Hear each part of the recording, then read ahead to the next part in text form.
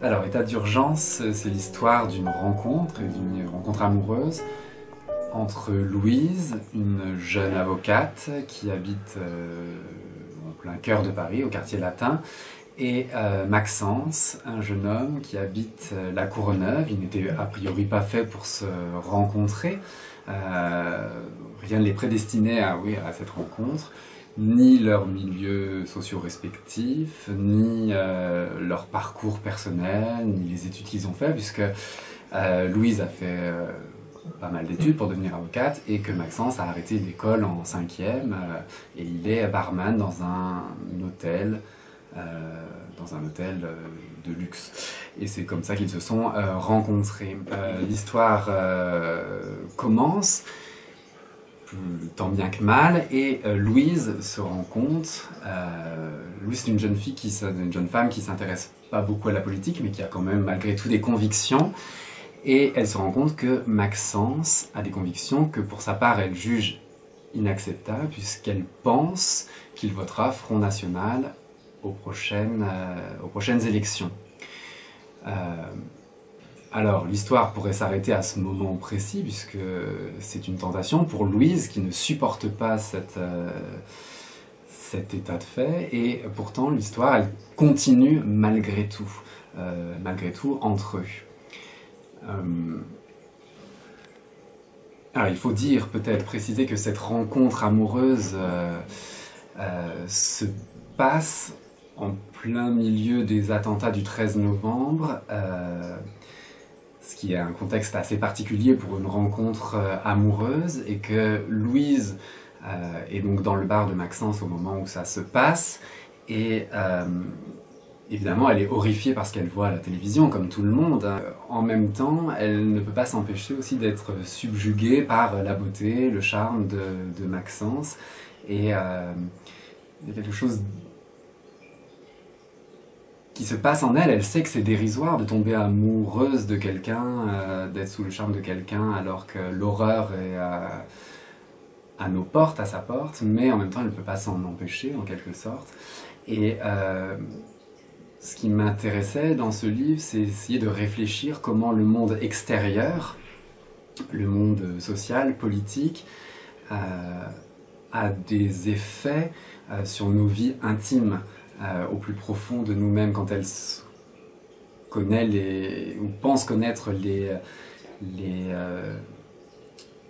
la vision, on va dire, de la société ou la vision politique de Maxence. Elle a l'impression de vivre un 21 avril 2002 au plus profond de son cœur. Il y a une phrase de Stendhal qui dit que la politique dans un roman, c'est comme un coup de feu au milieu d'un orchestre. Eh bien, je pense que c'est pareil en amour, c'est-à-dire que la politique en amour, ça peut être comme un coup de feu, et c'est comme ça qu'elle vit les choses. Louise vit dans un monde qui est assez clos, donc finalement comme tout le monde, tout le monde vit dans un monde, quel qu'il soit, mais elle n'a pas conscience de vivre dans un monde bien particulier. Maxence, lui, en revanche, sait qu'il existe des mondes différents, et des mondes auquel il n'a pas accès,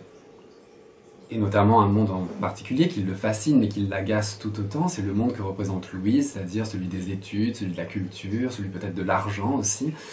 et c'est simplement par cette relation amoureuse qu'il a accès à ce monde-là, et au fur et à mesure de l'histoire, Louise va se rendre compte justement, va prendre conscience du monde dans lequel elle vit, dans la bulle dans laquelle elle vit, elle va la voir peut-être à travers les yeux de Maxence aussi, et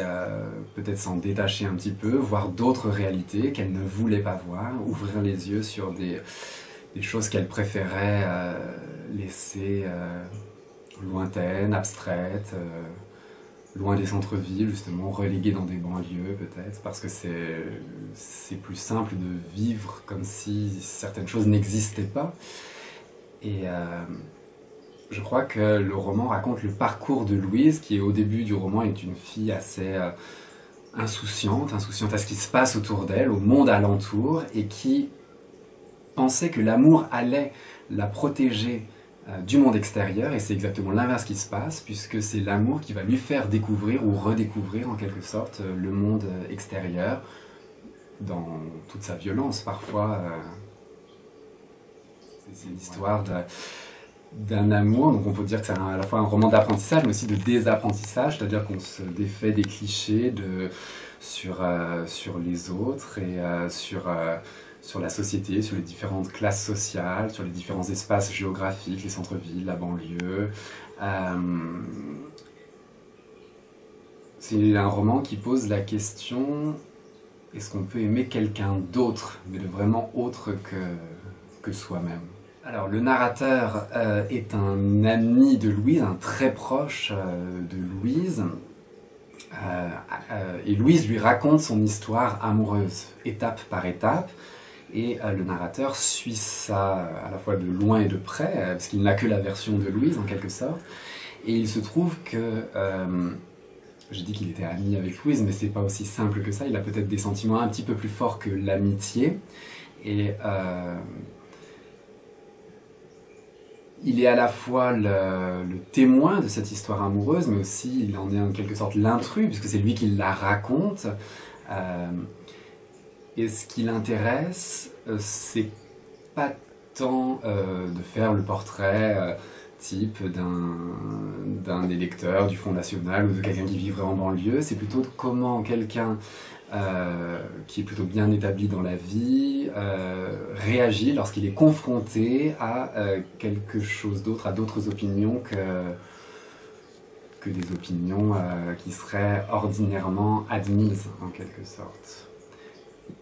Donc 3 personnages principaux en quelque sorte, Louise, Maxence et le narrateur qui raconte cette histoire, mais qui a lui aussi une histoire en suspens, en filigrane avec Louise, en tout cas un passé, ce qui fait que son écriture, enfin la manière dont il raconte l'histoire d'amour dont il est exclu n'est pas